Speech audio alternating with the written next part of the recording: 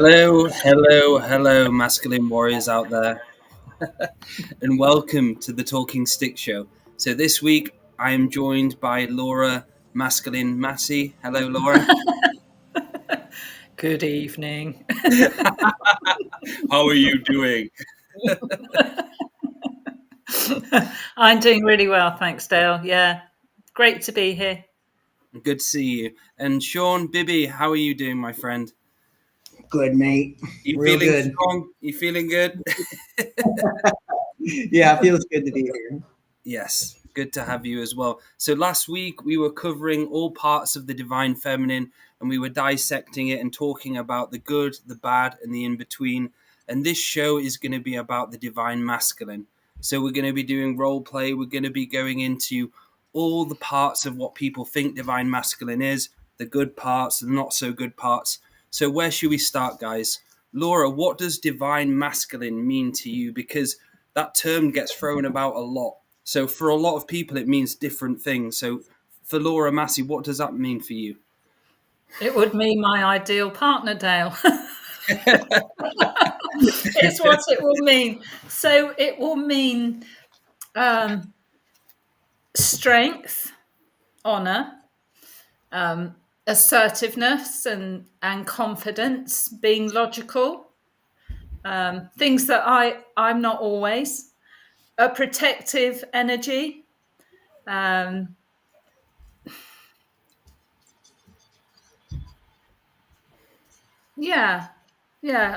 think a bit more about that. But that is for me what I would be looking for in a divine masculine. Those sort of qualities.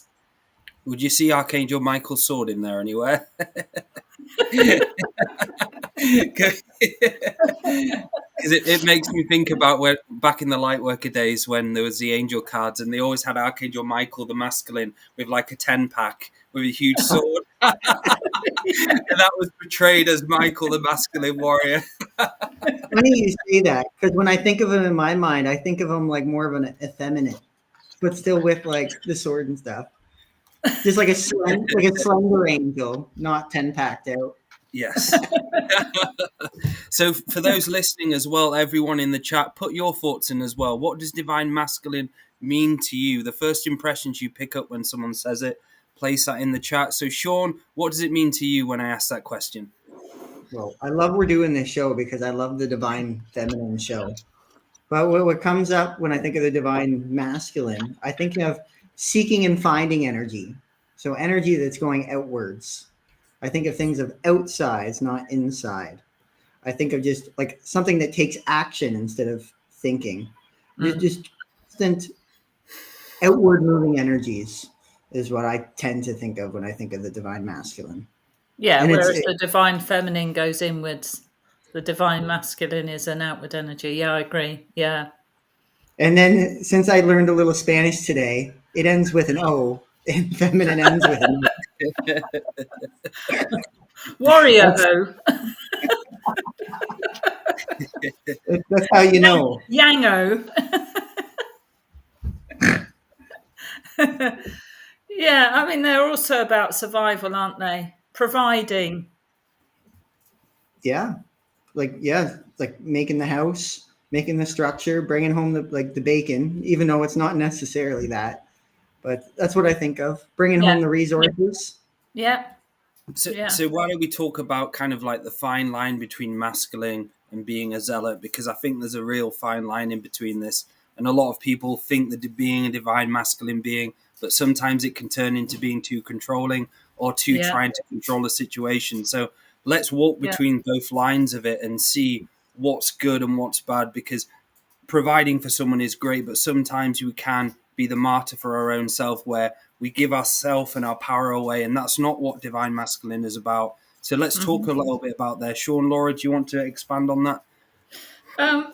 Something like where assertiveness turns to aggression, or the warrior energy turns into the war energy. So it's almost like having a desire to overprove or even to prove something when you don't need to. Because if you're just living and being and holding those energies, then there is nothing to prove, is there?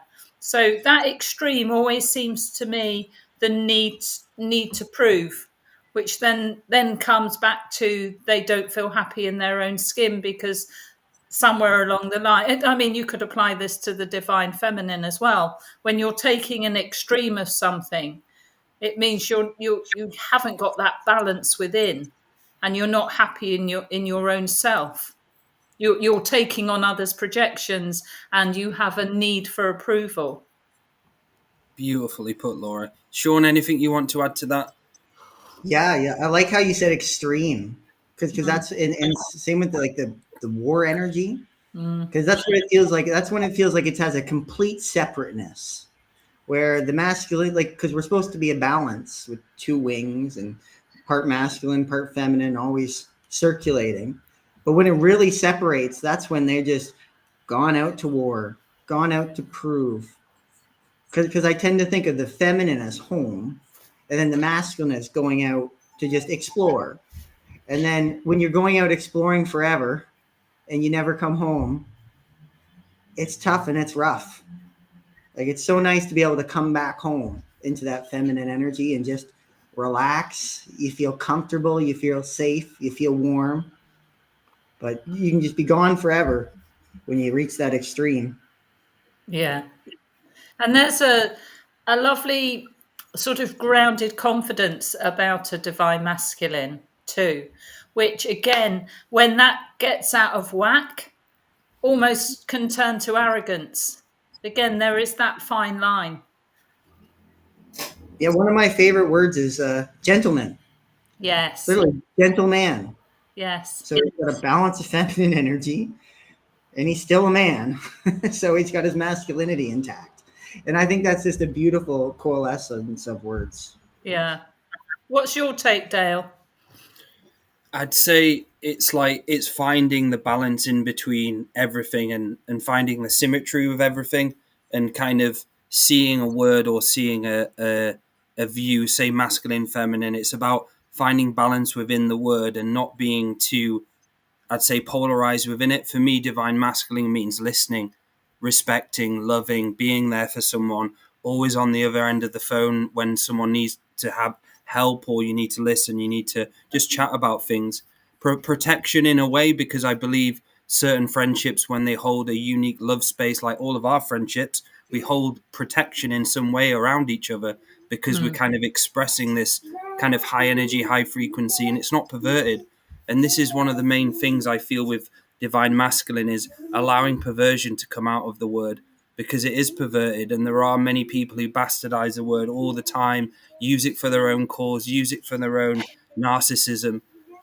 So I think it's like a gun, basically. You've got to look after it, not shoot it, at someone, but you've got to respect it. And that's, for me, it's always been about that. And the word divine masculine, for me now, it means a bit light worker salad now, because of so many things out there on Netflix. I know we had the Twin Flame series about, they were offering divine masculine as a package. So they were trying to make you prove yourself that you were divine masculine, or you needed a twin flame. So it's such a complex topic, isn't it, guys? There's so much things to talk about. So yeah. Yeah. So what does it look like, apart from flowing robes and carrying a sword, when it gets out of whack? Bro, man, check it out, bro. I don't know. I like to feel like it seemed like not to get right into the toxic masculinity, but it seemed like the toxic masculinity kind of hit a peak a little bit before the toxic femininity in my mind. Just in that 2015 era, just when drinking and college drinking was like a huge thing and cultural, at least in the Americas. I don't know if it was that crazy over there, but getting sloshed culture got pretty big. Getting sloshed, I love that word. Yeah. And it really did make toxicity involved in it. Yeah, having to drink to look good, or having to drink too much. And that's what you can take it. I can handle it. What do you do? as you fall flat on your face and throw up in the gutter. It's a really good look. Yeah. And that's it. Perfect, because that again is the perverted divine masculine, where you grow up as a male or female and you see that as like the thing to do, and people going out getting sloshed, getting hammered, it's a cool thing, going to the pub, being rowdy, getting a girl as a one night stand. All of that thing is obviously not divine masculine, but that's what society tries to imprint onto us. Yeah. Seems like that's kind of when they both turn to extremes. Yes. You know, like just extreme masculinity and just extreme femininity. It was like, ooh, just, you know, kind of lose responsibility a little bit at that time, because then you could become really codependent because you don't have any of the opposite inherently inside of you any longer. So let's talk about codependency, because a lot of people find themselves in relationships where they become codependent. So how does codependency connect to divine masculine and so on, Laura? Well, I suppose you could take an example of like an empath, you know, maybe the perverted divine feminine, or the more extreme divine feminine, who goes too much into empathy, is then seeking what will turn out to be probably more of a narcissistic male energy, won't they? In those sort of energies, because they go in thinking that, okay, you know, I can love him better. We've had this sort of conversation before around this subject. And then the perverted divine masculine will abuse that energy. And it's just not a healthy exchange of energies. It's not a proper energy exchange, is it? That's it. And Sean, anything you want to add to that? Yes, like, because slightly different, but it made me think of like when people get that narcissistic energy coming in, it's kind of like the chosen one, feeling like what they've been chosen one. Yes. And that's when you know it's like really gone to an extreme. The narcissicity is coming in, and basically the train wreck's coming. Some sort of impending disaster, because you can't keep that up for so long until the reality kind of smacks you back into humbleness. Yes. Yeah, yes. That's true. Yeah. So why don't we talk about narcissism, guys? And so why do people become narcissists? Because that is something I've been learning over the last few years, and from clients and experiences, that it's interesting how people can choose that path of narcissism.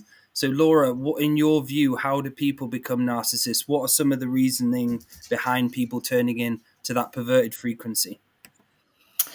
Right back in childhood, I think, where they feel an extreme loss of control and hugely embedded trauma, because I don't know that it is possible. I can say you can find more balance for it. I think you can. I'm not a specialist on this, but I think some narcissists is possible to get them more back into balance, even though they're still going to show some of those traits. But some, it's impossible. There's almost like this ego shell around, really toughened shell, that the more you try and, do something about it, they are just going to toughen up even more, because it's a self-protection thing as well, isn't it? Something they haven't been able to deal with in childhood. That trauma goes so deep that it's their way of survival. Their way to survive in the world is to manipulate and all those other traits that go with narcissism. Belittle others, etc., make themselves feel better, feel bigger, because maybe they were shamed when they were little. That's it, Laura. And time again, you see trauma happening at a young age, or even the trauma of their parents. And that's a lot of people become narcissists through their parents, because as they grow up, they see what it is to be a human in their eyes. If they become a psychic sponge at a young age, and they start going into their parents. And that's something I've had to, not say my parents were narcissists, but they did have narcissism tendencies, because that era of when they grew up, that was the reality. Like, all the teachers used to hit you, they used to beat you up, they used to slap you for saying the wrong things. That's what the world was. And it's like we're passing down the ancestral karma through the lineage, and it's something I had to work on, because even in my relationships I saw narcissism in myself. This was about 7-8 years ago. I saw aspects of myself which I needed to recover and heal. And if you do have those parts of you which are in narcissism and aspects, forgive yourself. Don't feel bad for it. There is ways to work on it so you can start releasing it more and more, because people run away from it. Like, look at our own programs. Some programs we hold are the narcissism parts of us. Sean, is there anything you want to add to that, brother? Yeah, because yes, because we do see it often come from the parents and inherited trauma. But what we see is oftentimes we see the coping mechanism that they inherit from the parents. And that can just be obsessively control the surroundings to try to avoid looking at the initial trauma. So you see this, and then people get so good at the chess game, so good at the manipulation, that they're just constantly bending the reality by forceful will all the time in staying in control. And just to avoid to look at that trauma and let things happen naturally. Yeah, that energy that needs to stay in control and use, really quite subtle manipulation. Yeah, like, It's all survival, though. It's all a survival mechanism, isn't it? yes, I also find that you see it often in people who grow up too quick. They take on responsibility too quick. They grow intellectually really strong, really fast. And then next thing it's like a kid who's just 100, 60 pounds more than all the other kids their grade. He can push them around, but he's doing it with his brain. And then you can, see start controlling groups of people. And then once you get ahead of the pack, you kind of stay ahead of the pack sometimes. And you stay in your own predicament, like just running away from the wave, but you get really good at it. Also, And I you, think in men, sometimes narcissism can have like an alluring about it. Just from the point of view as they can have a charisma or a presence, because often in men they're very successful in business, aren't they? Because they're very strategic. That's part of the manipulation, that strategy. And I think, especially for like an empathic woman earlier on, I mean, I'm also talking about myself, you're sort of a bit bowled over by this. You don't see the arrogance, you see it as confidence, like I was saying earlier. Quite a pheromone. Yeah. in time Yeah. and yeah, like you say, Laura, time and time again, there's that relationship with the empath and narcissist all the time where they get stuck in it. And that's something I've just had on one of my sessions, is someone who had a narcissistic relationship for 20 or 18 years, and the amount of damage it does to that soul from being in that relationship for so long requires the person to be able to go back and start fixing the past, because it's not just an easy thing to get out of something like that. Like the courage it took you, Laura, and what it took you to be here today, and the changes and the effort you put into yourself. It's a process, isn't it? Taking it step by step. And this lady, I'd say, I think for a long time, her heart was just broken. Like, as I was scanning and going back, there was only 24% of her heart actually in light. The rest of it was just full darkness. And throughout now, she's got in a relationship again, and now she's finding that she's able to free that dimness into light. So I've seen firsthand, really, from clients and so on, how damaging it can do for sex, especially sexual intimacy and stuff like that. If you have sex with a narcissist for a long period of time, it can affect your sex, so you can turn on and off, or all your sexual energies become strange. So say if you've been in a relationship with that narcissist, then you go into a relationship with someone who isn't, it can damage your sexuality. And I see that time and time again as well. And you see all the there's so many unseen aspects to all of this that we're talking about.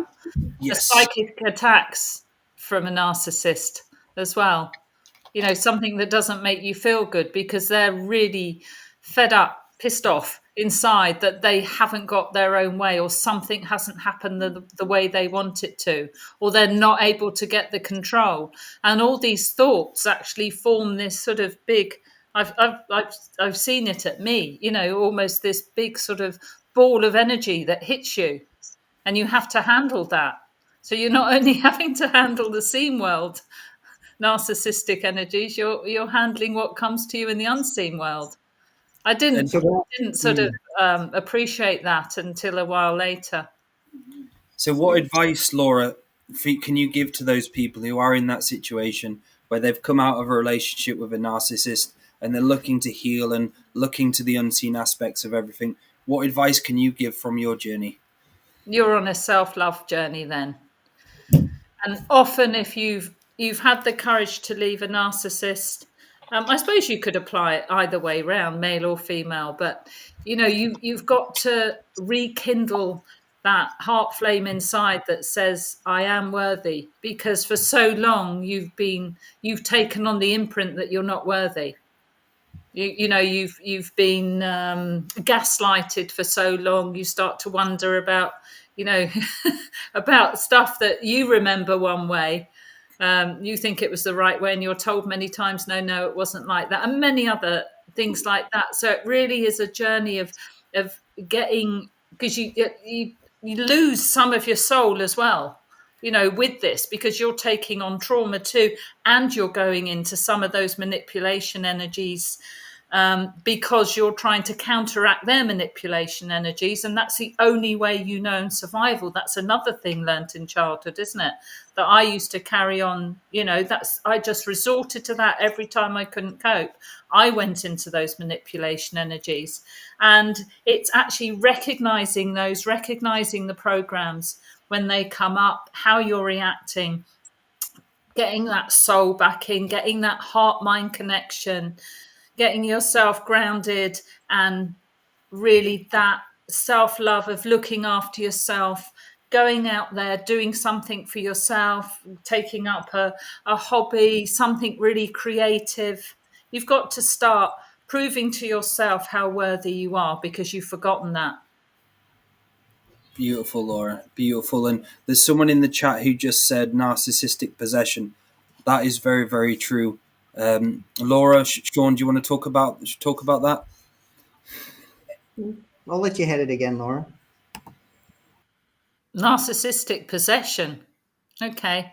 So we're talking about someone who doesn't start off with the trauma, but later on they get possessed. Is that what that... I actually don't know what that means. So I believe it's when they're talking about is when the partner starts feeding off you and has a way into you and can be able to go back and forth like an apple on a tree and just continue to take energy. Yeah. That's related also to the psychic attacks. Yeah, but you do get all these feeding tubes, and you wonder why you're ill. You wonder why you don't feel well. You're not functioning at 100% because your energy is continually being siphoned off to support them and their needs and their arrogant needs, and they're continually taking from you to fill in all those gaps where they haven't bothered to face any sort of self-healing path at all. And of course, if you're an empath, it's all too easily given, isn't it? Here you go. Like, no boundaries. I'll just be the doormat. Yeah, here you have this because this is what you need, darling.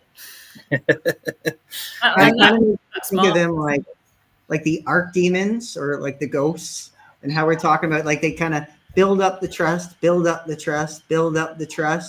and then they rip it all out right at once to get a really big energy out of it, instead of just slow milking. It's just like that little constructive control to one big bang.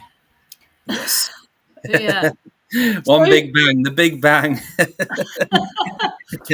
mean, narcissism is only one perversion of divine masculine.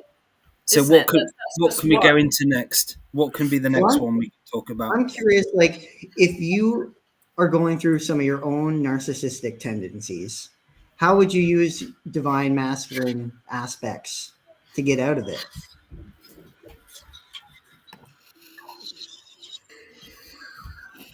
So Dale? I'd say if you're so are you saying if you're a narcissist yourself and you awaken, then you Well, like talking about, is that what you're kind of trying to say? like you said, like you went through some a bit like 8 years ago Yes, yourself, yes, yes. Yeah, yeah, yeah. It's- Um, and then rebalanced a little bit. yeah, so it's basically inner work, and like Laura said, source connection, faith, love, not realizing that that part of you isn't you, and this, and for me, it was just about turning up for myself 6 days a week, making sure I did the actual work, starting to love people more, starting to listen to people more, just basically human skills, which I disconnected from a lot throughout my time as an when I did addiction and stuff like that when I was a young age. I lost social skills. So just about respect, finding the right teachers out there who aren't in their ego, who don't talk about light worker bullshit 24/7, who actually talk about the mechanics of being a great human. So for me, it was just all about doing inner work, and like Andrew said, and thousands of shows talk about it, how to do it, how to bring the divine masculine back into you, how to revoke all the perverted parts of the divine masculine through revocations, prayer, daily practice. So for me, Sean, it's a number of things. Then throughout the years and years of me doing it, I look back and like, holy shit. And people say you've changed so much. You're a different person now. And that's just a message to everyone out there. You can change. If you're finding it hard, if you find parts of yourself that are narcissistic, you can change. Don't give up. Because a lot of people give up when they see a bit of shit about themselves. They're like, oh shit, we all have a shadow. We all have dickhead parts of ourselves. But we have to start bringing and remembering we're light in the light worker way. We are photonic beings of light, source connected, and we have to remind ourselves that in mantra or revocations or anything really. So it sounds like the masculinity that does work, instead of just constantly hitting the wall over and over and over again, the work gets redirected to some place that's actually positive for growth instead of just over and over again.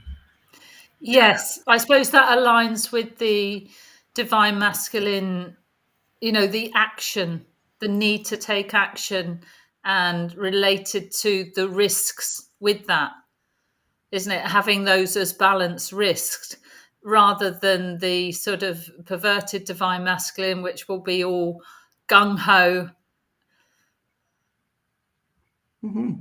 I used to have a random question for you guys, just on the divine masculine, because it seemed like just in the culture in the last 10 years, like I was saying, like in 2015-ish, for me, it felt like the masculinity was getting really, really, really bad.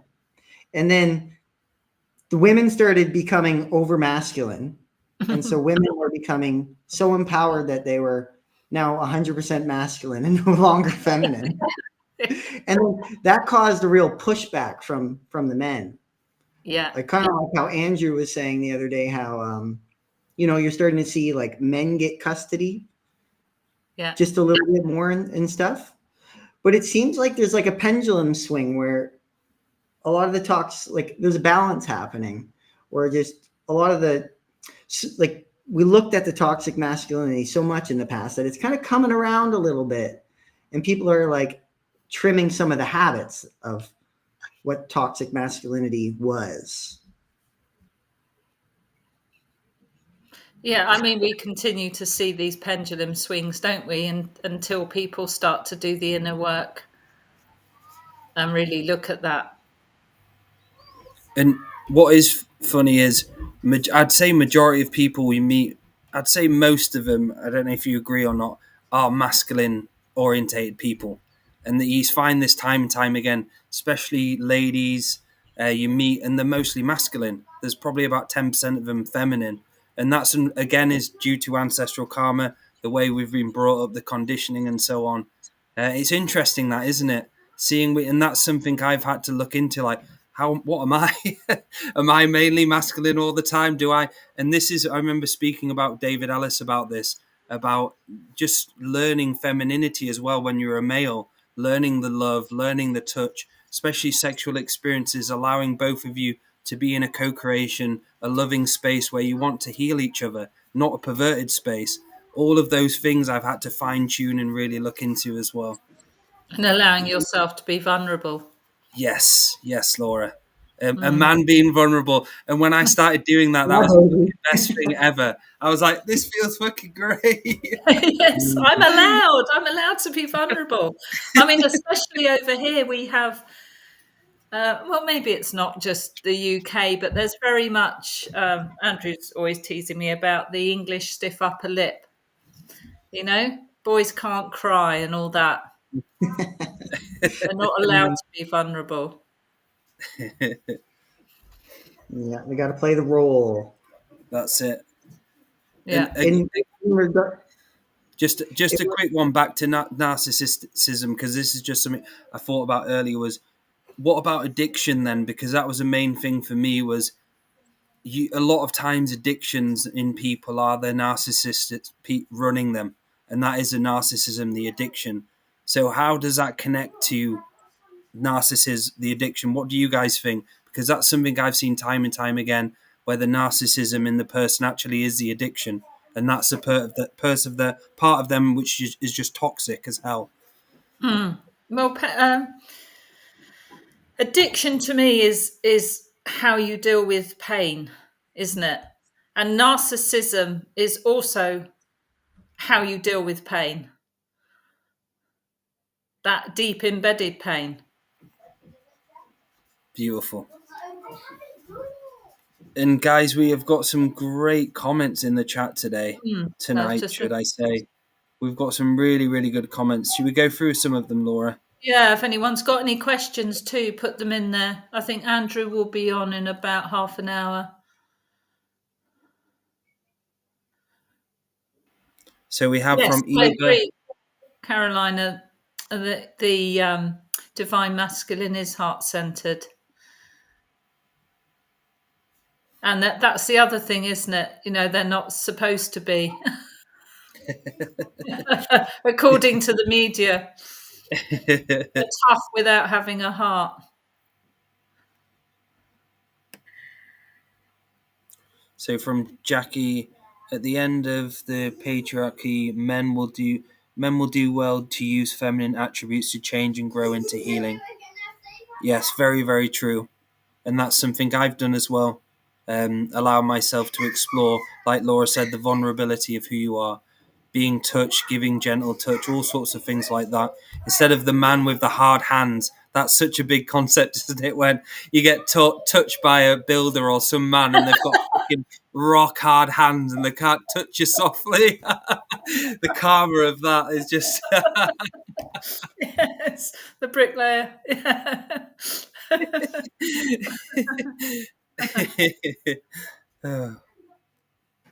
Yeah, that's so true, Jackie.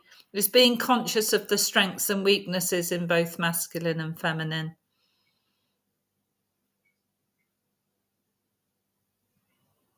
So, why don't we do a bit of role play? Okay. So, who do you want to be? Sean, are you there?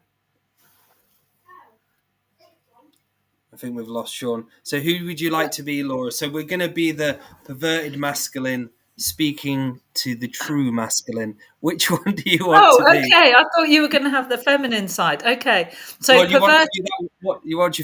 What do you think will work? We'll do both. We'll do that, and then we'll do the feminine bit as well. Okay. So who are you? I'll be the Oh, okay, so two guys at a pub having a pint. I'll be the true sacred masculine. As you are, Dale. Right. And you come in, okay, so we're at the pub. We've met for a drink, and you come in with a bunch of flowers. And are you there? And I say to you, what you got those for? Your bunch of flowers, yeah? You with me, Dale? Yeah? Okay. Yes. Yes, I saw these flowers and they just reached out to me. There was an essence of true beauty within these flowers. I saw them and I've seen the growth within them and they make me feel good. So I decided to buy them and give them to you as a gift. You're having a laugh, aren't you? No, I'm not. Why? What's wrong with them? I wouldn't be seen dead with flowers.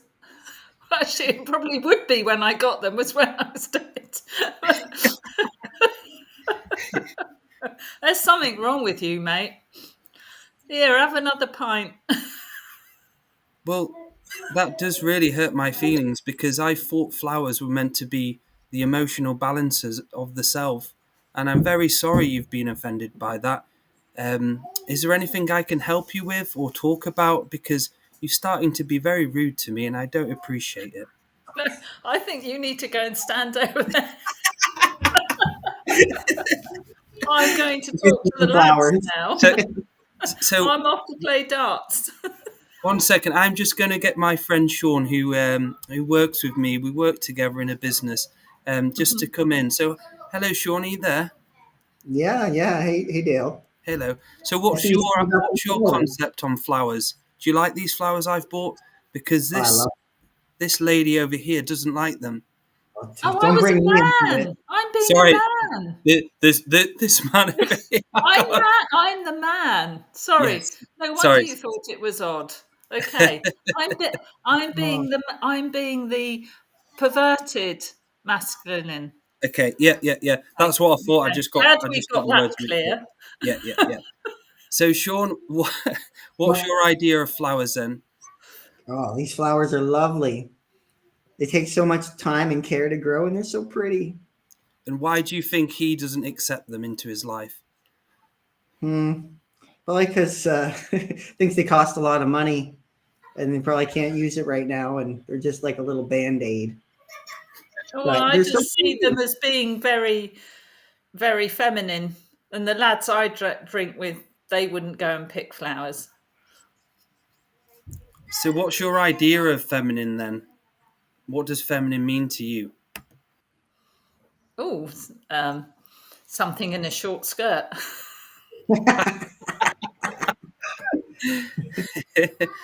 Do you not think that's putting a label on someone or belittling someone? No, I don't think so, as long as they look nice for me. Sean, have you got any questions for this, sir? I'm trying to be so nice, but I don't want just seeing the short skirt. to. Okay, back to me. So, Flowers. yeah, so my guy would think you two were just a bit too feminine, had too much feminine energy, but that I'm looking at it from this guy's guy, sort of, a lad drinking at the pub. And that's it. It's for a lot of people, that's what Yeah. masculine looks like. It looks feminine, doesn't it? True masculine looks feminine to all of the people outside the box who can't stand it. It really does. Yeah, it does. So specifically for It the all looks person. feminine, even though it is masculine. For an outside of me speaking to you, Laura, and going through that, that's Yes. all I thought was I sound so feminine. But even if I'm speaking masculine, I sound feminine to you. Yes, even me as Laura was having to actually really, really think about that because I'm just not used to that at all. Yeah, maybe it's just I've not come across it before, but I wonder what the chat thinks. Whether Yes, those two sounded feminine, over feminine. I think I did. I just sounded. Sean, what do you think? I thought you were because I came in midway through the skit, and I still thought you were just regular old Dale with a little strange. That's a compliment right there. Thank you, Sean. He's like, is playing a character. What's he playing? And we're in the role playing section of the show now. Yes, we just need to establish the roles before we start, so we understand who we are. Yes, Let's be yes. okay. So let's do one more role play. So what we're gonna do, Yeah, Laura, let's do you it. decide. Okay, so what have we done? So we've done a lad. We've done a perverted masculine who's obviously verging on the sort of the extreme of being over masculine, and we've done two. Were you both divine? You were both divine masculines, Yes, weren't you? we were, darling. Yes. Yeah. Okay. That was like creepy divine masculine coming in. Yes, yes. I just, I'm still a little bit troubled about that one. You might have to practice that one a bit more. Okay, so we want to do the what's another perversion of divine masculine? Or how about an undivine masculine with a divine feminine? It's terrible. It's perfect. Yeah, go on, you two. What, as in like, so a divine feminine, a true divine feminine with True divine feminine with True an divine. undivine masculine. okay. Why is he still with him? So a toxic masculine with a divine feminine, pretty much. Yes, yeah, Yes, toxic. okay. That's a better word. Yeah. So I'll be a toxic masculine. Okay, go on, Sean. Yes, you can be the divine feminine. Okay, let's go out on a walk. It's such a nice day today. Just a Let's regular go. day. Let's take some time off work.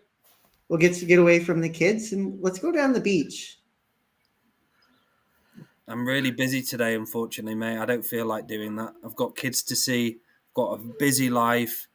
Yeah, it's just Okay, shit. but maybe I can just help out with the kids a little bit more so you can get some time and get ready and then we can go. Yeah, I think it's a bit strange that you want to come help me out like that when I don't really know you. So I'm sorry about that. I'm not going to be able to do that. Oh, I'm just trying to help. But I get it. That's okay. Shall I step in as the divine masculine who shoves the toxic masculine to the side? Yeah, go. I'll come for a walk for you. I'd love to do that. Yes.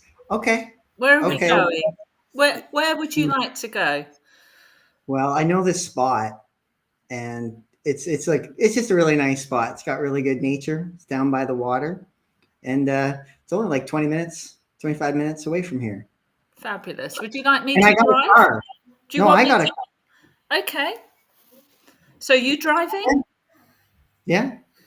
I'll come with you then. We don't need anything. We'll just go for a little walk, have a little chit chat, and then, So guys, Okay. I've changed my mind. I'll come. I'm going to bring the beers and I don't mind. Yeah, let's have some fun. I'll bring the beers and I'll bring the laugh because I think you both need a bit of laugh, a bit of banter. All right. Okay. Well, we're all invited.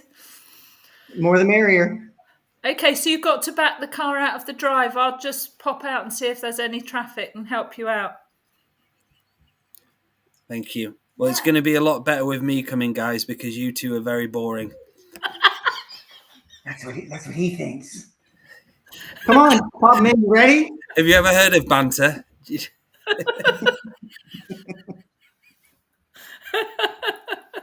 Oh, what's that back there? What did you say? I'm getting pretty mad. So I don't. Look, hold on a moment, guys. So this is an interesting one, right? So for me, like a gentleman, as somebody was saying, Jackie, she likes the idea of a gentleman. I do too. I like a guy who will open the door for me, even open the car door for me, or do something like help me back out of a driveway, start just little things like that, which you do to help other people. Is that going too far as women concerned? Is that showing they're not independent if a guy does that? Or is it just like nice courtesy? Is it just like good manners? Do you like it when they do it for you? Yeah, I do. I Then like it's good. Yeah, having the door held open for. I mean, it's not that I wouldn't do it for a guy, but I do like it. Sometimes I get it. If I hold the door for a guy, he'll then let me go through first. I really like that. I really like having the car door open for me. I don't expect it, but I just think it is lovely manners. If you were divine masculine, is that something you do? Oh, sorry, you are. Is that something you do? Wait, no, I was divine feminine. No, in real life. Oh, Okay. sorry. Okay. Right. It's something. Definitely Yes, something to I do. would. I would definitely hold the Yeah. door for you, but I definitely feel there needs to be an equal balance as well. Not just the man holding the door for the woman, but an equal exchange of both respecting each other. And if the other Yeah. needs a little bit of help, then yeah, of course I'll open the door. I Yeah. like the joy you get back. Yes. That's when I find the loop. Like if you open it, you open that door, and that person just smiles and they're happy Yeah. about it, or you just feel Yeah. it, and it's like, yes, And But that's there are times I think the feminine man card do fulfilled. appreciate they do appreciate things like that. It is yes. But just that for me it gives you that nice protective feel when you get a non-toxic or divine masculine doing that for you.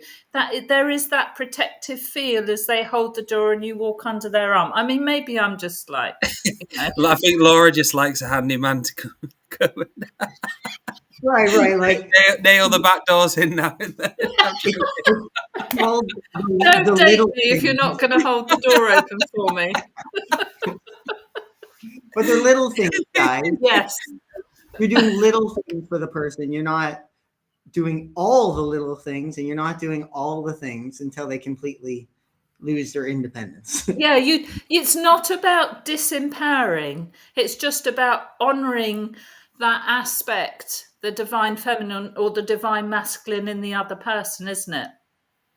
It's So honoring that part of them. It's like, like somebody lifting a heavy bag for me or something that is really too heavy for me to lift. That is just a nice touch.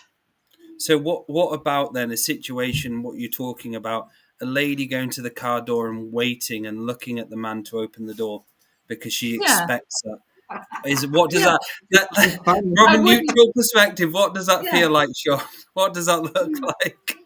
Well, it depends. There's so many places There that you is. could take. Yeah. You could just open the door for her, Yes, yeah. and then see how many times. Like, does she do this next time, and the next time, and the next time? And then I'm sure you have to change what you're doing. But Yes, it's that not having that expectation, but I'm not saying it should happen all the time, but a nice touch that it happens sometimes. Because Yes, you don't yes. want a guy who's going to be a doormat either. You don't want that sort of and it's nice to have it undivided shaken up a little masculine, bit. do you? But there is quite a fine line in this balance. Yeah, like because like I've seen it before, and I've had it gone through the experiences where people can feel like you're taking their independence away, Yes, and then they push back disempowering. Yeah, because you're like, "What do you think I'm a baby?" It's like yeah. push. Yeah, or treading on their journey and all sorts of other things. That's what I mean. It doesn't have to be all the time. It's just a nice thing to do. It is, Laura, and I really like that, the idea of that, and sometimes both doing it or even the male doing it just to make the lady feel comfortable and appreciated. I think that's important. Yeah. I'm like that. I like to do that too when I do that to, open the door or do something just in that nice way because it just makes you feel good, doesn't it? Without Yeah. the pervertedness or the need for anything, it just you just feel, yeah, like I'm sure you, Sean, with your girlfriend, you like doing stuff like that just to make her feel appreciated because there's that love there and it's important to express it. Yeah, someone going out and doing something just for you, of course, that's going to make you feel good. Yeah. Yeah. Absolutely. Especially if they're in a balanced state and they haven't done it so many times that they have deteriorated their health. It's like Their arm hurts, have broken the arm from holding everything. yeah, it's like Yeah. like yes, honey, I'll do it, honey. It's like the life is gone because they lost their own independence to someone else, Yes. and that happens quite frequently. But if they still take care of themselves. So let's have a situation and talk about this because this is something what happens, especially from the boomer generation. Is I've seen this time and time again is that someone goes in a relationship where they're codependent, and all of a sudden that codependency ends, and the lady usually this is what because it was a male society, say 50 years ago, the lady can't do anything. She can't pay the bills. She has lack in self worth. let's talk about that, because that is huge. A lot of people deal with that, where their husband dies or they go through a divorce later on and they're like, holy shit, I can't do anything. I've Yeah, had this one person just holding me together. Here, here's me. they've kept themselves in being ignorant of how to actually manage life. And you should be able to manage yourself, manage your own finances, all the things, right? I know that sort of in my generation, it was that sort of the men, we call it the blue jobs and the pink jobs. And sometimes we still have them, like, yeah, the men take the bins out and the women don't do the bins. But I think, certainly like with my parents and that generation, you're right. It was, and then suddenly the woman's on her own and hasn't a clue how to do anything. And that's just so disempowering, isn't it? And that's part of the patriarchal society. It's like they've been going in a direction for a really long time without any course corrections. And the positive thing coming out of that is the generations are changing, where females have exactly the same rights as males, and they become entrepreneurs as well. And so I guess that will slowly come out of the generation. And some of the things we did when we were younger, the generations now are so different, aren't they? From when it was 20 years ago, 10 years ago, when computers came around, like all the kids on the iPhones becoming tech wizards and stuff like that, while the baby boomers are kind of like with the huge phones, with trying to figure out the numbers and like literally like, it's very, very interesting to say the least. But the equality thing takes divine masculine and feminine out of kilter as well at times. I'm not saying we shouldn't have equality, but there's some jobs that I can't think of one now. Maybe there's some jobs that only men can do and some jobs that only women can do. I don't know. Surely, like, if you're lifting really, mind you, there are strong women out there who can probably lift as much as a guy, Can do, will do, and want to do. Yeah. It's slightly different. Yeah. Like, and in there, like, do you want to work at a sewage treatment plant? Like, do you want to walk through like human feces and water? Like, do you want to, do this and get stuff all over your face and ruin your physical appearance? Like, there's just and it seems that men will have a more tendency to do those rougher Yes, jobs. it doesn't mean that women aren't as capable or men aren't as capable in a woman's type of job. It just sometimes is what is more suitable, isn't it? What works best. Yes. And I as most people know, if they've known me for a little bit, I've been a carpenter, and I've always been a shorter guy. And when there's a shorter guy, there's always a taller guy. And some taller guys just do certain things, and some short guys ended up getting stuck doing certain things. Like, if there's a small space, you can't stick a 300-pound guy in there. It's not going to happen. Yeah. So you kind of get stuck with like what's your role, like what you can do. Yeah. Like, you try to take a 120-pound woman and put her on a 100-pound jackhammer, what's going to happen? Yeah. Yeah.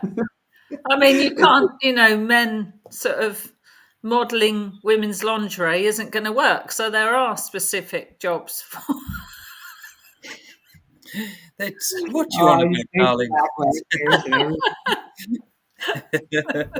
it's nice, like with what Dale was saying, is that there's equal opportunity now. That if you really want to do it, you can go do it. Mm-hmm. There's nothing stopping you. You just got to stick your mind to it, put your heart in the game, and you will be doing that dream later. Mm. But sometimes, because we're going through a learning process, you might not know what your dream entails yet. or you might. That's like part of the fun. You get there and then you see what it is, and if you like it or not. So what is it, going to another perversion? So we have the warrior energy in the divine masculine, which for me is like peaceful warrior mostly. That's how I sort of interpret it. What is it? What are the energies that drives it into war or aggression? What are the energies behind that? Where has that become perverted? Patriotism, because that spread, through the media. That is a big philosophical question right there. Yeah, Like, yeah, when is war not the experience you choose, or it's the experience that's being forced upon you? yeah. Yes. And And again, that's karma as well. Yeah. the nature of the game that we're in. That's a tough question. Mm. Well, And obviously, we say no to it and accept our responsibility to. Mm-hmm. But some people want to play war. Yes, and that's it. Is like even doing past life sessions and the many kind of connection points I see in past life regression sessions is people being martyred, going for war. 9 times out of 10, they're going to die, and they die in that war, and they say, I've been a martyr and a zealot this lifetime. I gave my life for no reason at all. And like Laura said, it is all to do with the system, and war's been here since, I guess, the beginning of Earth, hasn't it? And there's been galactic wars. But when's the fine line of choosing to be a peaceful warrior? And this is something I heard from Jamie Sams, which completely changed my perspective on warrior. It's like, for me, a warrior is someone who can withhold peace but have strength, and not to kind of like give themselves and be a martyr or a zealot, or kind of, do you get what I'm saying, guys? Yeah. Yes. Yeah. Yeah. I think about that philosophy all the time. It's like, you're even just coming to Earth. No, I can't do it right now. But I am 100%. It's like even just almost coming here is almost being a martyr, but it's not. Like it's easy to become one because it's easy to get stuck. It's just so easy to get stuck and completely forget who and what you are, which is kind of like the definition of a martyr.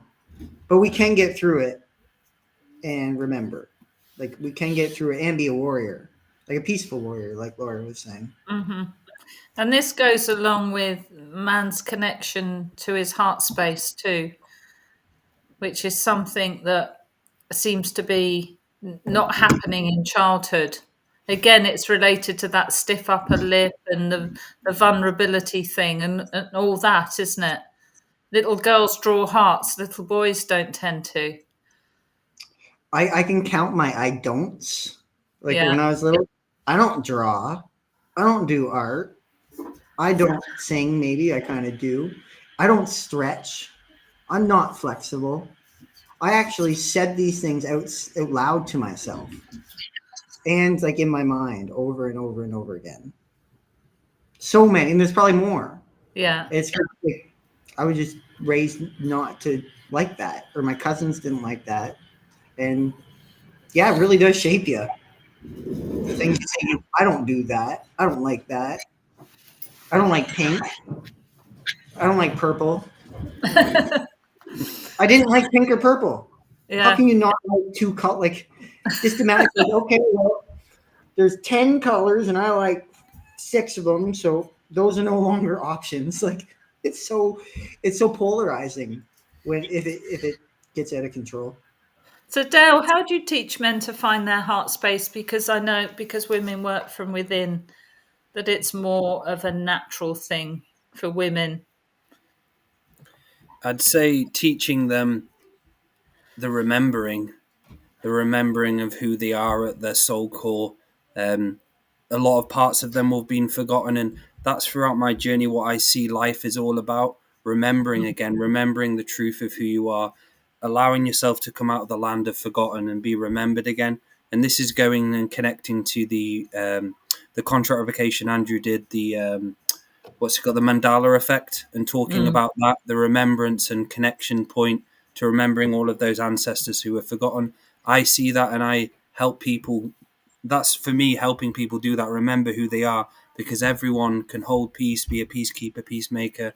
And that's for me is teaching people to do that step by step, learning soul surgery skills, learning inner work skills, learning ceremonial skills, what's needed in the moment for the client, because everyone's different of how to find their path to peace. One person might find it in a way of music, one person might find it in a way of dance or martial arts. So for me, it's about individually speaking to a client, reading them, understanding how I can give them the roadmap back to the remembering. And when they start going on that path of the remembering, more and more gifts come to them, more synchronicities come to them, until they get to the point where they don't need assistance as much. Like like I did when I got to that stage where I didn't need as much help. I still get help, I still get sessions and teachers and stuff like that, but it got to the point where I could walk on my own with peace and not allow people to change me in any way, shape, or form, and realize that no one's above me, no one's below me. We're all on this one line together, this one circle, and I have to respect people. Like I respect you two and Andrew and all my amazing friends and family around me. And I think that's something to teach people: respect and honesty, being honest with people, stop the lying. If lying's something which you keep on continuing to do, just stop doing it and become honest, become peaceful. Many different ways, Laura, I think, to explain that. It's a great question. What about yourself? I don't know whether it's putting men more in touch with their emotions if they've lost touch with their heart. But again, yeah, it will just be repeating what you said. It's men can do the inner work as well. And that's it. And you see, unfortunately, you see it in events where you go to an event and you see mostly women. This happens all the time. My events, I have events and there's like 15 ladies and one guy. And when there's one guy, I'm like, yes, hello, we did it, baby. We crossed the line into the 7%. So again, that connects to masculinity, doesn't it? And toxic masculinity, that it is harder for men through statistics. What have been shown is for them to find spirituality and love again. It's much harder because of the brainwashing. Yeah. And yeah, I like that, Carolina. Yeah, remembering the adventurous boy. Absolutely. Remembering how you used to feel as a kid. Connecting to that joy and that fun and all of that. Beautiful, Carolina, beautiful. Remembering you're the inner child and going back to the serious stick up your own ass, removing that, having fun. Like today, earlier in a session, I was seeing someone on a swing, just as a kid, going backwards and forwards, carefree. And that's important. And that's something I do in my relaxation process. I get the client to go on a swing in a park. And you should see the face when they start going back and forth. They're like, holy shit, this is available to me now. Yeah. What the fuck? Or jumping in puddles. Yes, yes. We had this swing set, and it was one of those swing sets that like had like a teeter-totter on it, a slide, and a couple swings. And it like had like the legs. And whenever you started swinging, the whole thing would start like tipping off the legs. And then you see, you know what I mean? Like, yeah, you swing and it was just kind of woo, woo. And it was just so much fun playing with it.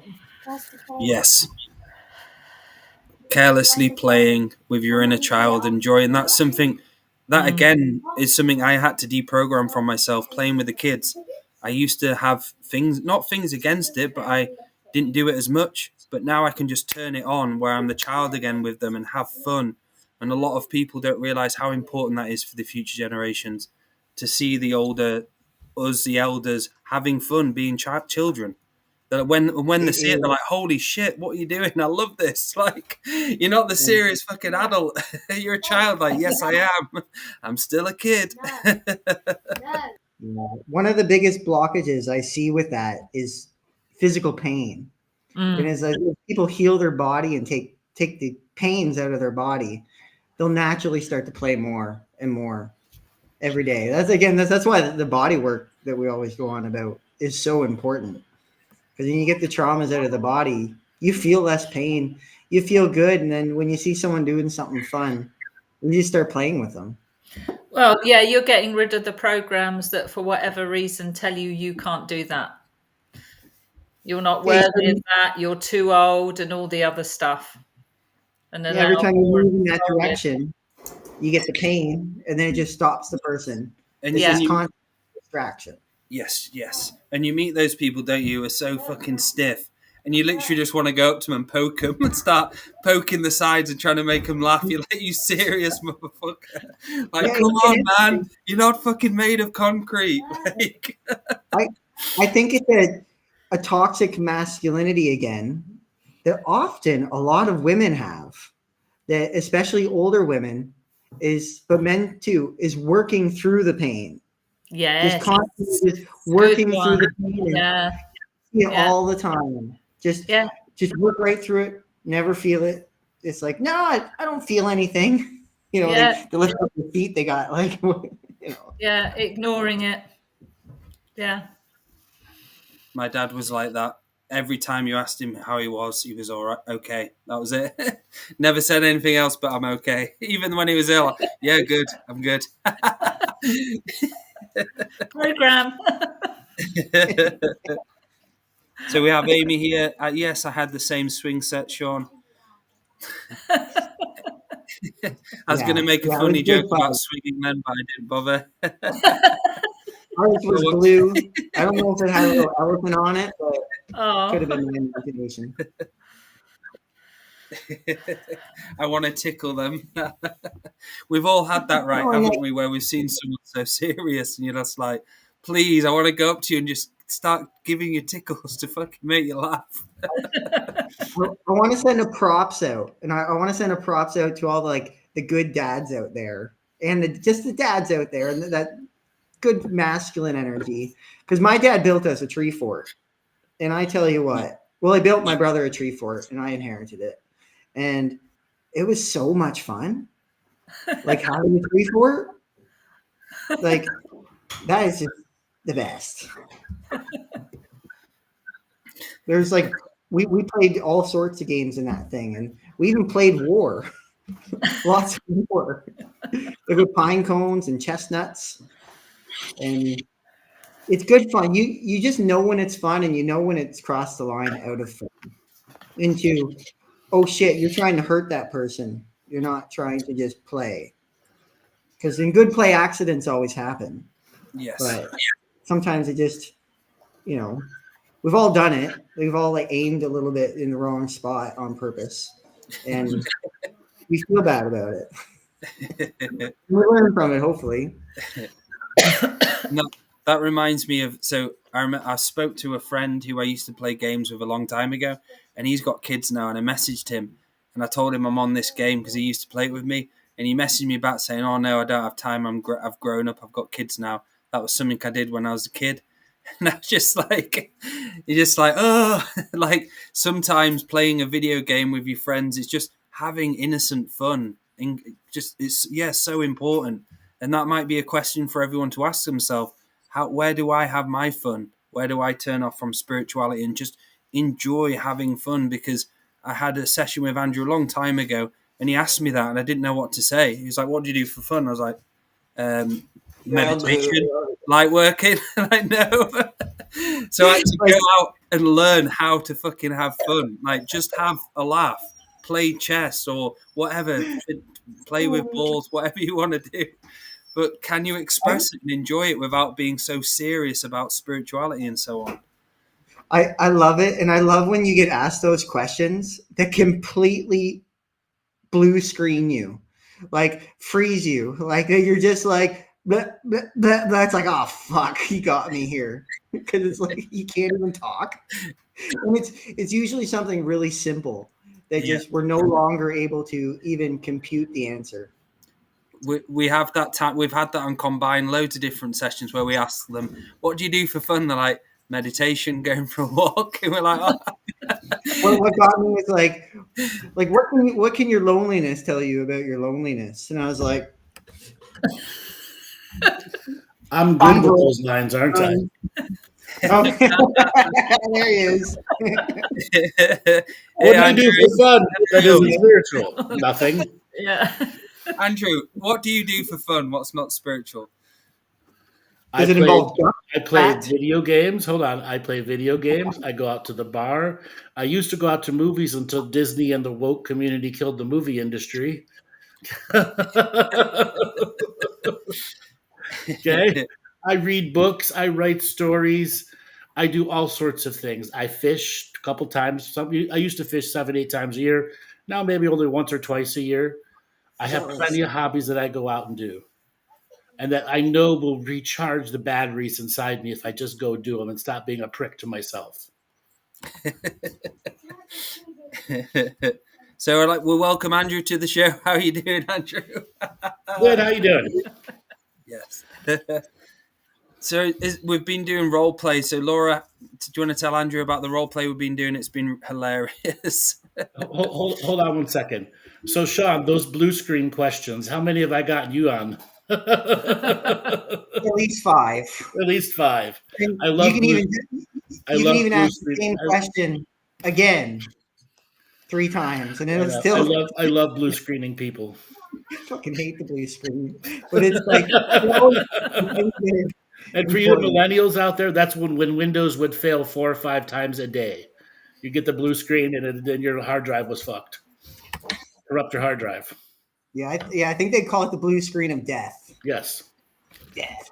Which officially ended with Windows 8, but you still got blue screens of death even in Windows 10. Yeah, I just saw it on, like, a friend showed me his laptop. I was like, I haven't seen that in a while. All right, so tell me about your role playing. Well, So is it Dale in high heels? Yes, it was.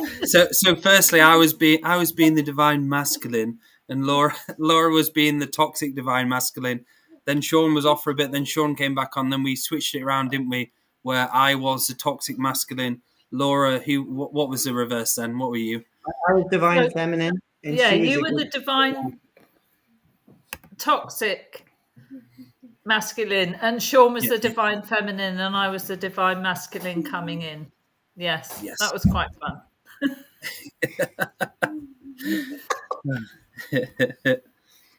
So, Andrew, what does divine masculine mean to a galactic historian? Because we firstly asked questions for each other, but I'd like to ask you from galactic historian's point of view. All right, so divinity itself means one who has secured their faith with such strength and purpose they can pass on that strength and purpose to others without martyring themselves. That is divine. As a masculine, it's a go out and search energy. Women naturally find within. Masculines are searchers, seekers, wisdom understanders, channels of wisdoms, volumes of information, spreading, passing, moving along, discovering. A woman can do that too. Anybody can do that, okay? It's a matter of choosing it as a divinity path where you're secure in your faith and the power that comes with that so that you could pass it on without martyring yourself. That's divine masculine. We don't see divinity beings in our world. We don't. Why? Because oftentimes they get stuck in martyrship.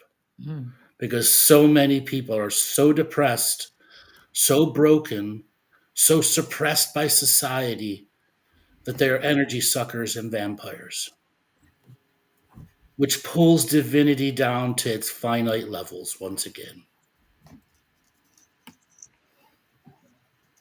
Pow. Mic drop it. The whole show best bit is just there. Clip that. I got a flat tire. My wife left me. You put the GH on stand. GH speaks.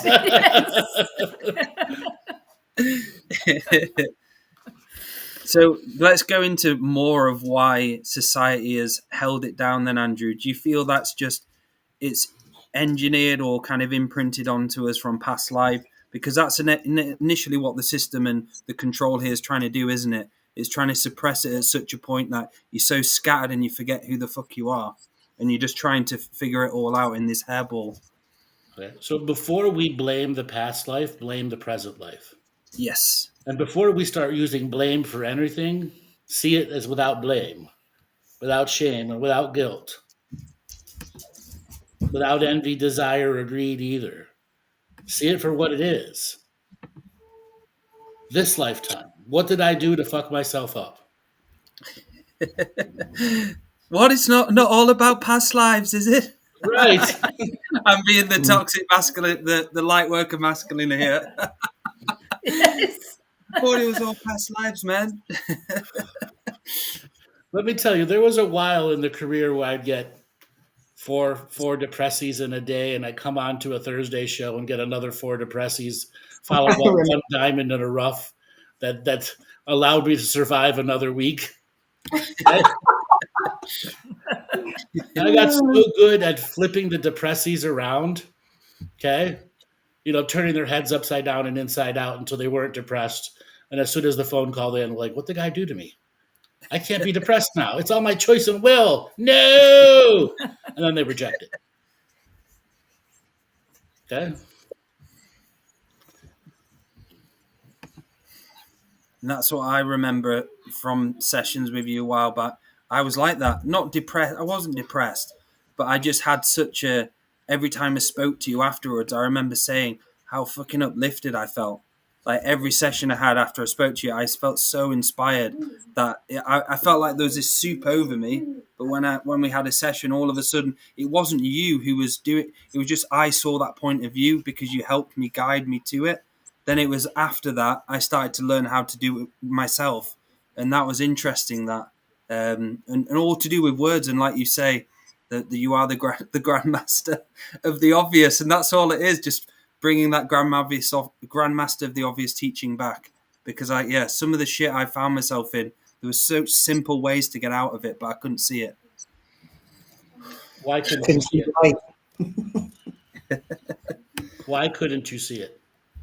Because I was lost in programs. I was lost in myself. I never had time to really relax. Really, because you didn't have a hobby. There you go. Yes, there you go. I had my addictions. Yeah, but you didn't have a hobby. No, I didn't. Sean, have you got any questions for Andrew about the divine masculine while he's on? Yeah. Like, what do you think about like the role? You kind of see more acceptance and just talk about like alpha male and beta male these days, and just like yes, but that's politicization of masculinity and femininity. They want beta males, meaning they don't want people to be rednecks anymore carrying guns. They want the rednecks to become beta males. And they're trying to force that early in society to take that rebel energy away that most men and women have in their young teens. And they want to browbeat them down early with politics and subjective matters that make them lose their potentiality. So what do you think will come out of this this situation of just this a generation of really fucked up people, way worse than the boomers who got the shit beat out of them as part of their growth? So boomers got the belt and the fist. Okay, what are the millennials gonna get? And the alphas that come after them?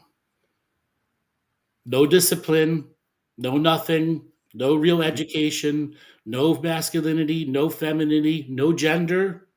So you're saying a loss of structure and a little bit of chaos. Yes.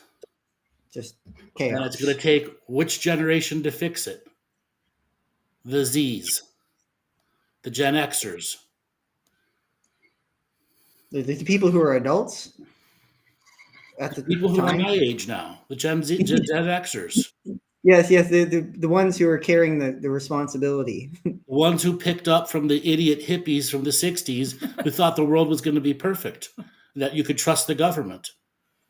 I thought Kumbaya was going to, if we all sang it at the same time. Didn't work, did it? Fuck those hippies. Yeah. Okay? All those hippies are Democrats right now, screwing the world up by wanting to have LGBTQ relationships in 3rd grade. Yeah, all you need is love, Sean. Sure. God. And a paycheck to pay for stuff. Because I saw that generation, I was like, oh, that was for like, it took me like 15 years to be like, I thought that was the generation. And I was in a wrong generation. Mm-hmm. So somehow I was taught to believe that I was just in the wrong generation, which is not the greatest thought to have. Nope, you're out of society. You're not an anachronism. You're out of sync. You're living in the past, man. And there's a lot of people who have been out of sync, like just living in the wrong generation. for their time. Like Kimberly was asking, you ask people to point into north and they can't do it. That's how much loss of common sense there is between generations. Okay, Right. so The do you simple guys know about the Apple 3D glasses that have recently come out? yeah. Nope. What's that? I forget what they're called. $3,000 virtual reality glasses that do virtually nothing. No big platforms picked them up. Okay. Now you are seeing people walking around the world, real world, with VR glasses on, stopping in the middle of traffic, doing their shit on the screen, people driving in their Teslas while playing a piano on autopilot. Wow. People on a bus typing in the air and having no idea what's going on around them. Is that not a disconnect from reality? A little bit of dysbiosis. Yes. Just a wee bit. How do you help those people? You can't until they help themselves. Until they actually want to connect to society again. It's like phones and everything like that. How do you help the 19-year-old girl who's had a phone since she was 12 and can't live without it? Her personality will fall apart without it. Or a boy. It's a very Anyone good ever question. see those YouTube videos, parents taking away their kids' cell phones and watch the meltdowns? It happened, and they took the computer away from me once, and I was like 13, and I can only imagine. I only had the computer for 8 years or something. Like no, like not very long, not my whole life, and it's drastic. Yeah.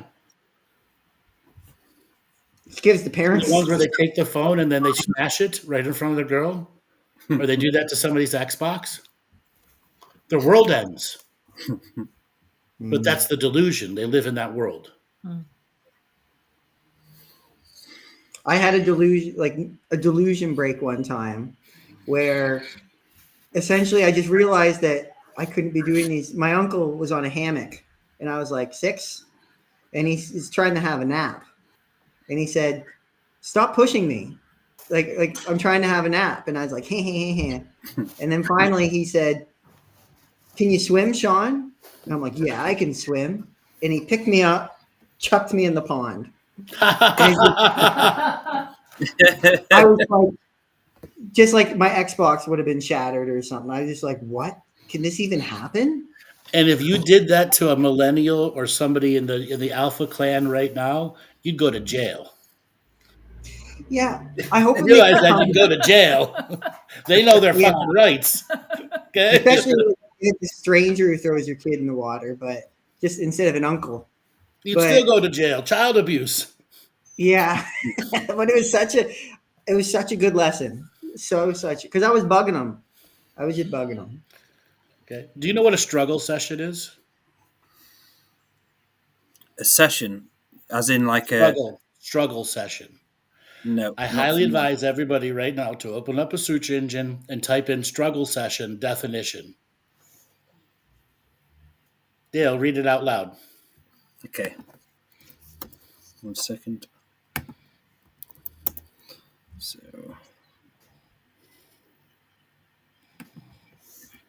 struggle session. Meaning.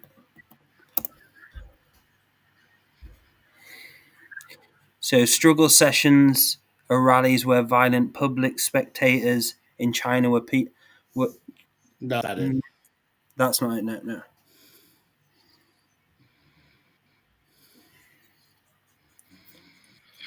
It'll be there tomorrow now. It's all coming up with China stuff here. Yeah, it is on mine as well. Struggle sessions, corporate America.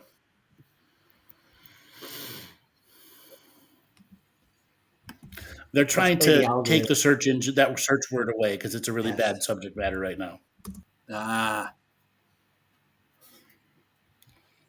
You can't see. Can you find anything, Laura? I can't see anything. No, it just can't. No. Yeah. A psychological warfare designed to shape public opinion. Is that it? Okay. A struggle session is when somebody is in the office that has a right-wing view and everyone else is left-wing. And you may have a political idea that you're like Trump, but you don't talk about it. And everyone else is extreme left-wing Joe Biden.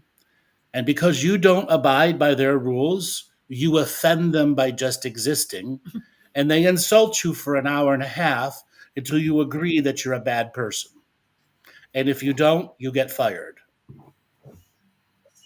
That's a So struggle when- session. So when was this introduced? It's 2017. Wow. And you Who wonder why introduced- the vast majority of people are leaving corporate America. That happens systematically, or it just happens? When DEI took over, diversity, equity, inclusionary. Wow. Wow. Yeah, easily. Yeah, it's a.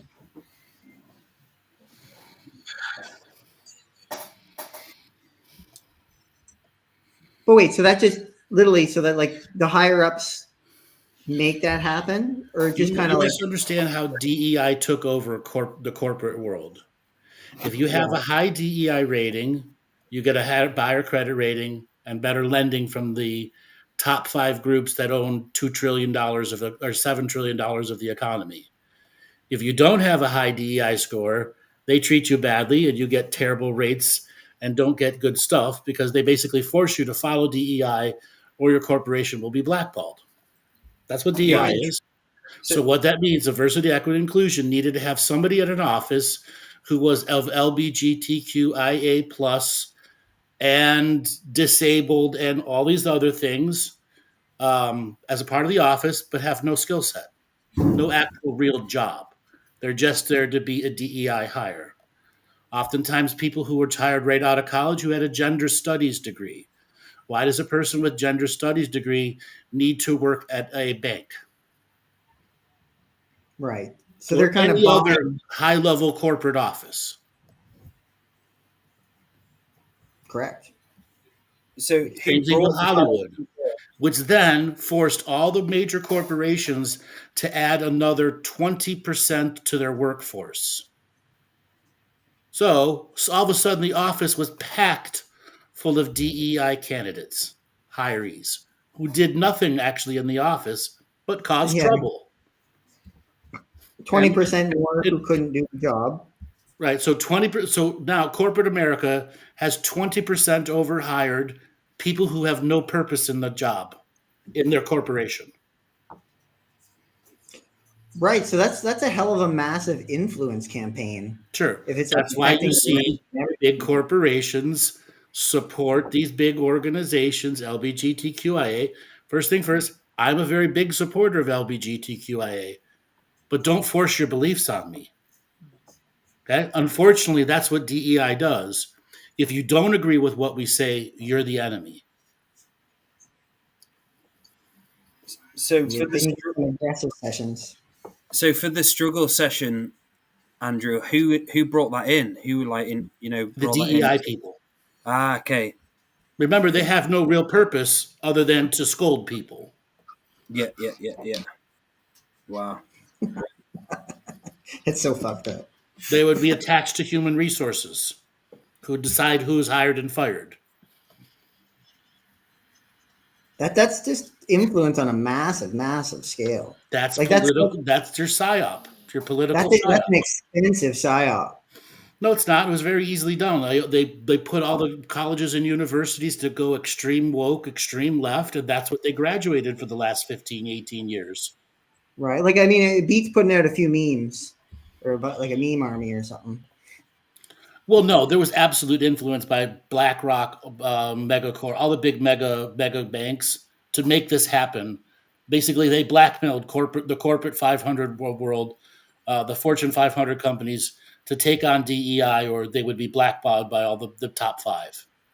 Now, why do you think Disney stinks more than the rest of them? Because they hired 10 times the amount of DEI people and put people into positions who had zero experience to do anything, and they were running $200 billion movies. Yeah, their movies do suck. There's a reason why. They fired all the people who knew how to run a film, how to keep it in budget, how to write a story, how to manage people.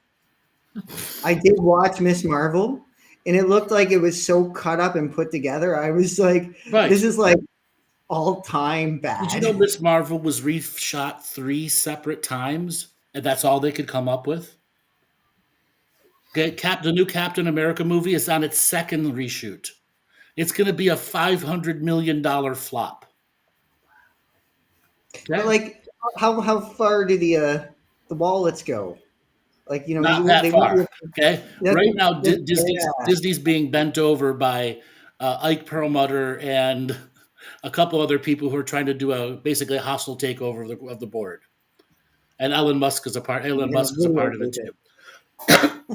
Corporate Hollywood failed so bad this year, they had 21 flops of over $350 million movies. Okay? They can't survive anymore. They can't get loans anymore. The DEI money's run up.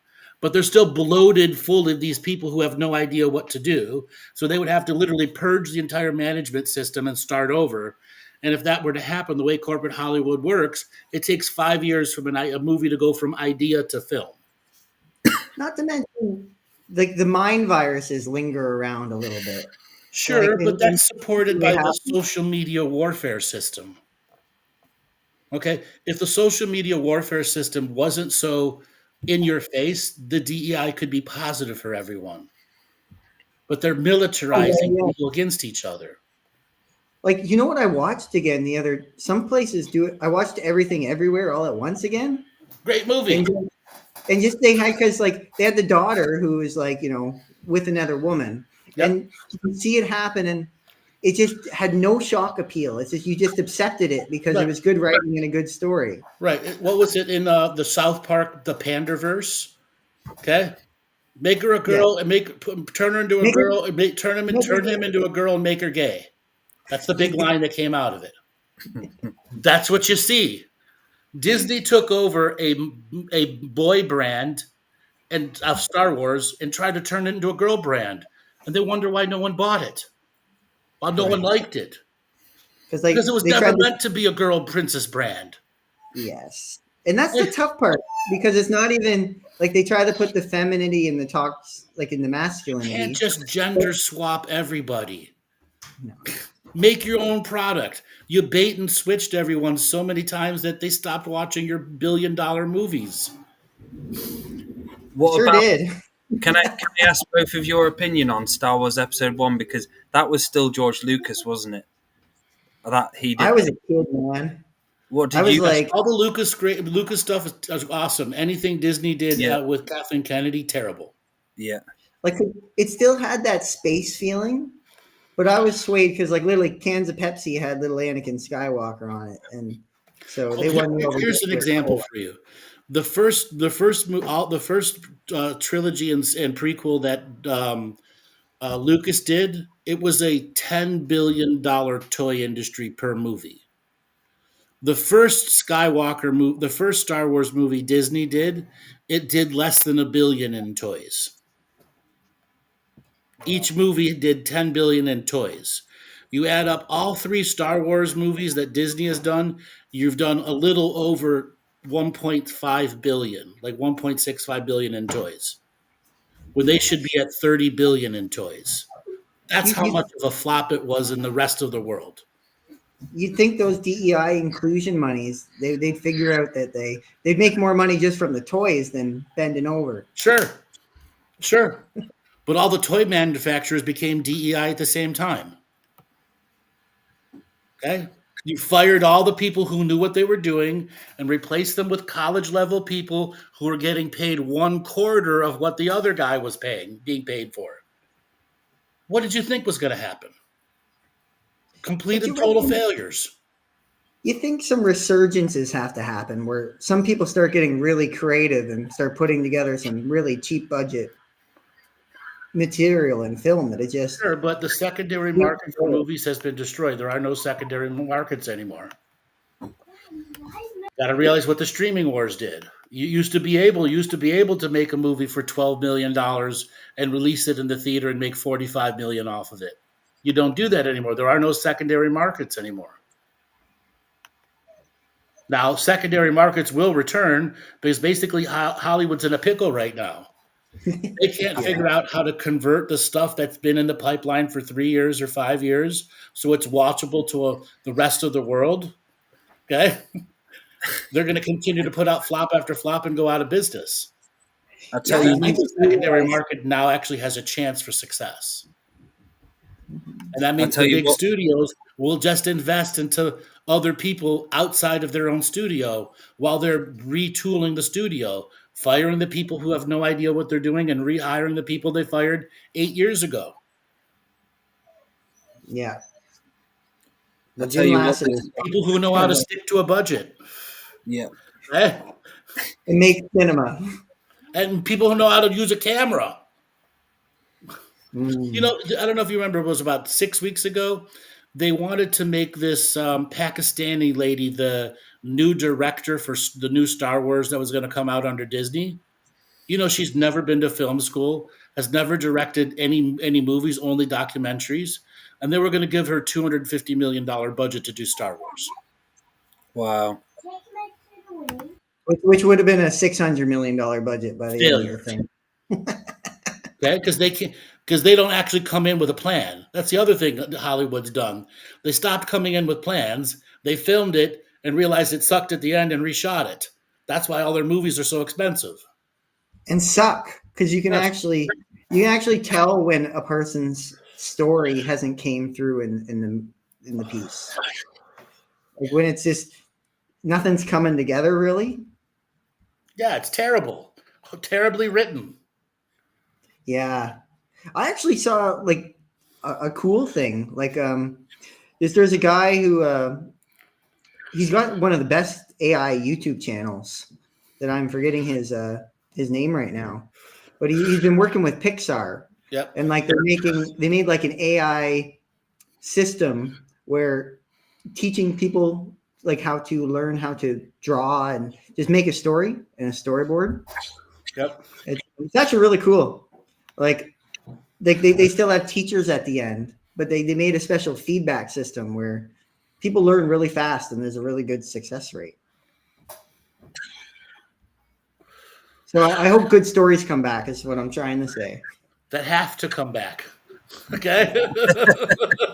What guys, good story. How good was Avatar though? What about Avatar? I thought that was incredible. Like yeah, but that's separate. Yeah. Yeah, you gotta wait. That's done by an artist who knows how to do movies. I'm not gonna lie, I'm sick of Marvel movies. I can't watch them anymore. It seems to me there's about hundreds and hundreds of them. They just keep throwing them out, and you're like, oh shit. Yeah, and there's worse ones coming out. Wait till you see what's slated to come out this summer, which are all going to be canceled and try to reshoot them. I watched Aquaman 2. I told you about that, Andrew. Yes. Like, it was such a weird film. Like, it felt wrong. Like, you seeing Amber Heard, in quite a bit of it. I was like... Did you not feel right away, like, whose idea was it to bring the exact same villain back? Like, they brought the same villain back from the first movie. Because they couldn't hire anybody and reshoot it fast enough and add the graphics to it. So they had to have graphics that were pre-done for another villain. Got to understand how Hollywood works. Like, those graphics take years to do. I actually thought, am I watching in 16 weeks, 15 weeks on shoot? Oh yeah, they just can't do it. Crazy how they used to make a Pixar movie in a year. Yeah. What do you think to like Netflix and Amazon Prime? Do you think that obviously that must be damaging the movie industry with all the the streaming services online? Because no, it's the lack of creative people who know what they're doing destroying the industry. Yeah, who have been put in high-level management and show producers positions when that used to be a very elite, selective crowd who were show producers. The top producer people They're all been replaced by 20-year-olds right out of college because they don't have to pay them. Okay? Is this printing garbage? They're printing garbage, and now they're suffering from it. Okay? So, guys, we're coming to the end of the show. We've just gone over 15 minutes. Thank you for coming on, Andrew, and Sean for coming on. So how can people get a hold of you for sessions, Andrew? You can go to my website, andrewbartzis.com. We have a brand new automated booking system, so you can book a session immediately right there on the website. Also, we have a lot of amazing shows coming up. We'll be back this Thursday with a review of Galactic History number 4. Beautiful. Laura?